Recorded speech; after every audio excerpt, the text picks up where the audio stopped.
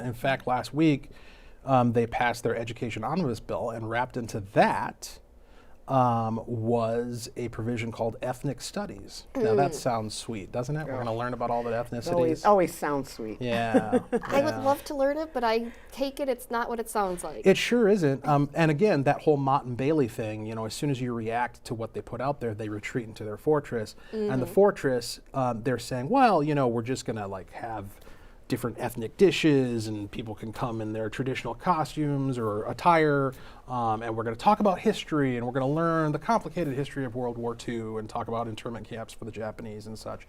But that's the safe little Mott, the fortress.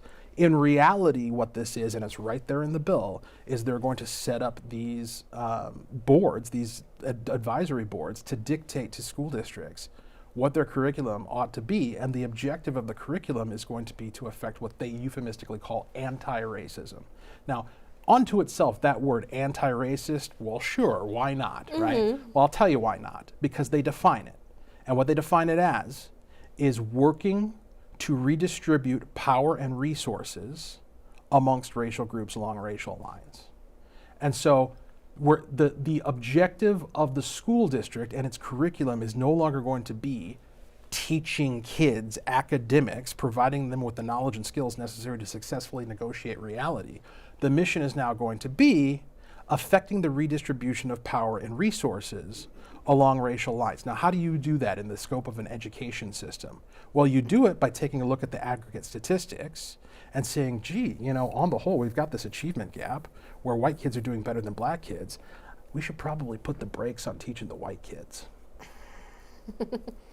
Right? Let's throw a little racism into our anti-racism. Yeah, exactly. No, and that's literally what it is a good rule of thumb is to just take the opposite of what they say they're trying to achieve and presume that to be both the goal and the end that they're going to affect. Right. And indeed, this takes our schools and turns it into factories producing racists. It's not just going to be like a side effect of, there might be an increase in racism.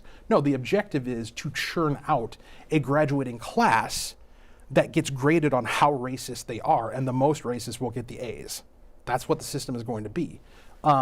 And so, going back to the transgenderism, that's going to be factored into it, right? Like, would they get that type of control under this premise of equity, diversity, equity, and inclusion? And our goal is not to achieve things, build things, make things, accomplish missions. Our goal is to level the playing field amongst the different political castes that we have arbitrarily constructed, and transgenderism is right there at the tippity top of that hierarchy. They deserve more than anybody else to compensate for their overwhelming oppression. And how are they oppressed?